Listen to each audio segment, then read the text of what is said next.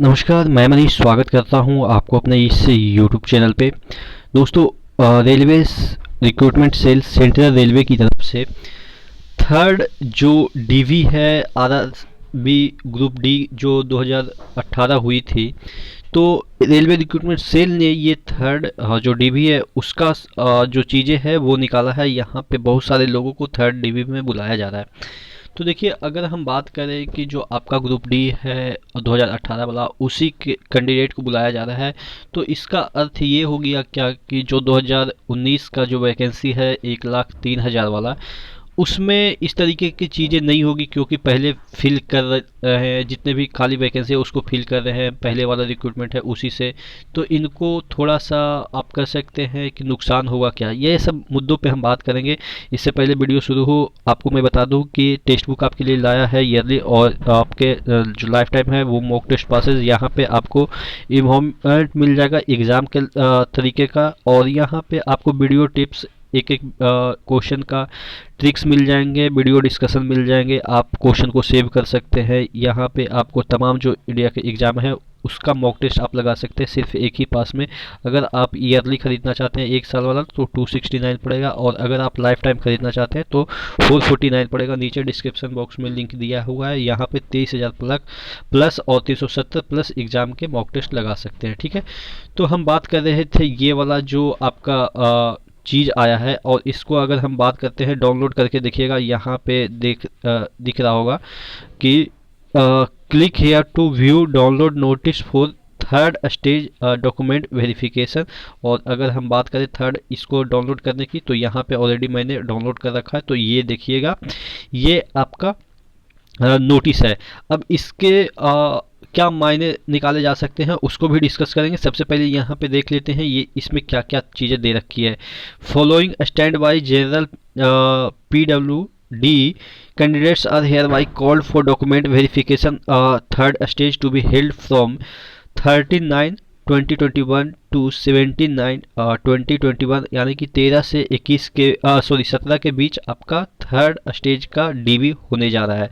In order to avoid shortfall, सबसे बड़ी चीज़ यहाँ पे देखिएगा सेकंड पॉइंट में, in order to avoid shortfall in the final panel due to absenteeism, rejection और debarment etc, the candidates are being called over and above the actual number of notified vacancy। देखिए, यहाँ पे खुद ये बोल रहे हैं, देखिएगा सबसे बड़ा पॉइंट यहाँ पे ये है जो कि मैं अक्सर आपको समझाता रहता हूँ कि अगर बंदे नहीं पहुँचते हैं या बंदे ज्वाइन करके भी छोड़ देते हैं, क्या होता है ना कि बहुत सारे लोग काम देखते हैं, हमारे जैसे लोग शुरुआत में क्या हुआ था कि मेरे साथ भी ऐसा हुआ था कि काम देख के मैंने जॉब छोड़ने की ठान ली थी। वो अलग बात है कि बाद में कुछ ऐसे कंडीशन आए जिसकी वजह से मैं नहीं छोड़ पाया। ठीक है, तो उसी तरीके से अचानक जब कोई ऐसा हार्ड वर्क आ जाता है ग्रुप डी ज्वाइन करने के बाद, ऑब्वियस है हार्ड वर्क तो होगा ही, तो बहुत सारे लोग छोड़ देते हैं। तो उस जो छोड़ने की वजह से वैकेंसी खाली हो जाती है, तो वो नीचे से पिक आउट कर लेते हैं। जैसे अभी इन्होंने थर्ड डीवी कहीं कहीं तो 9 डीवी तक निकले जा चुके हैं।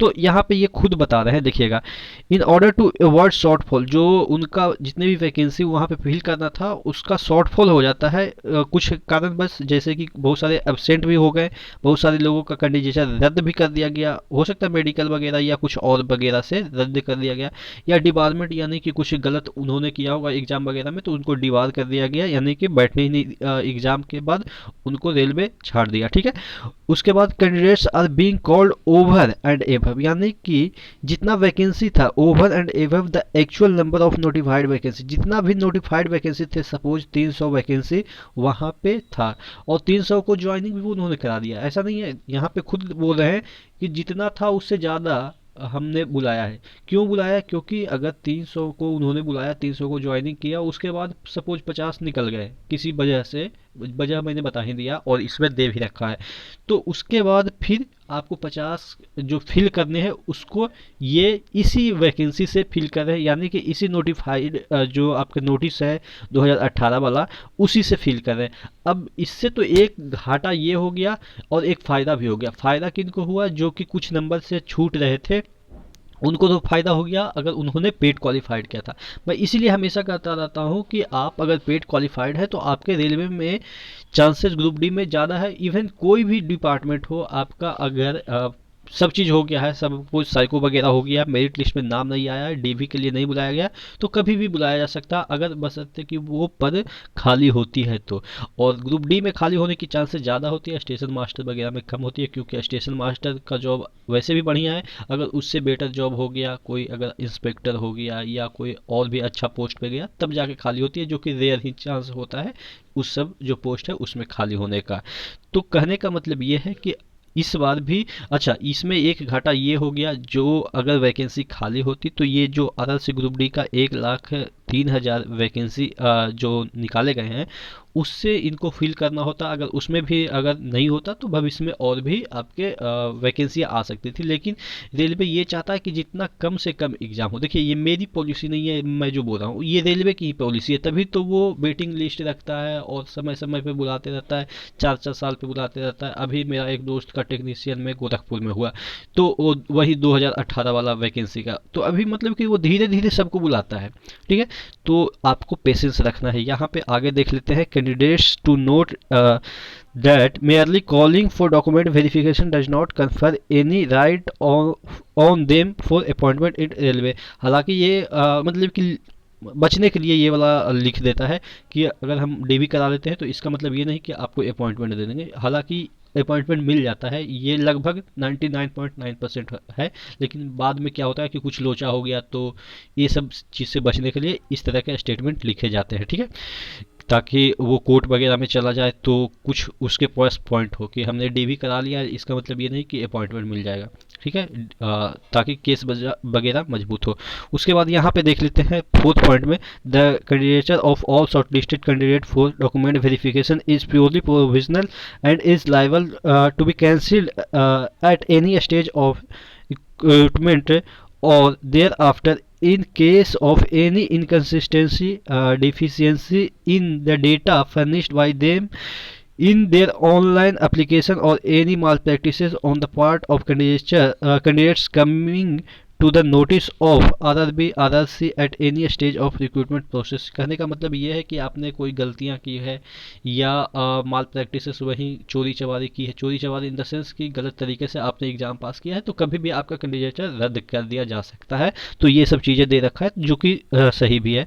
List has been arranged in the ascending order of registration ID not in order of merit. देखिए इस तरीके का जो लिस्ट आती है उसको कभी आप ये मत समझिएगा कि जिनका पहला नंबर पे जो रोल नंबर है या रजिस्ट्रेशन नंबर है वो सबसे ज़्यादा नंबर लाए हैं इस लिस्ट में, ऐसा नहीं है।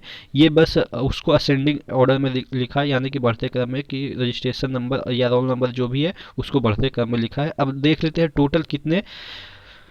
यहाँ पे देखिएगा नॉन पीडब्ल्यूडी का, यानी कि जनरल जो बंदे होते हैं, जनरल बंदे मतलब ये नहीं कि ओबीसी, जनरल मतलब कि जो ठीक ठाक बंदे होते हैं, पेड क्वालिफाइड होते हैं, तो उनका देखिए 175 टोटल लिस्ट में नाम निकला है।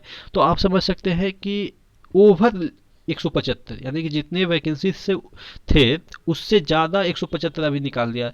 तो ये चांसेस है कि, इसलिए मैं कहता हूँ कि अगर 1,03,000 वैकेंसी आपको दिख रही है तो आप इसमें मान सकते हैं कि जो छोड़ेंगे उसको मिला के 1,00,000 कम से कम तो 15,000 वैकेंसी हो जाएगी। मिनिमम की मैं बात कर रहा हूँ, ये 20,000 भी जा सकती है, क्योंकि बहुत सारे लोग इसको छोड़ेंगे।